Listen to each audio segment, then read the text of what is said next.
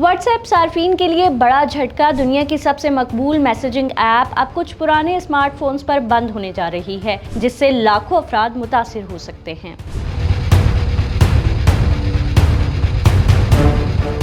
Meta ने ऐलान किया है कि 8 सितंबर 2026 से व्हाट्सएप एंड्रॉयड 5.0, 5.1 और एंड्रॉयड 6 से पुराने वर्जन्स पर काम नहीं करेगा। इस फैसले के बाद सिर्फ एंड्रॉयड 6.0 और इससे ऊपर वाले डिवाइसेस ही व्हाट्सएप इस्तेमाल कर सकेंगे।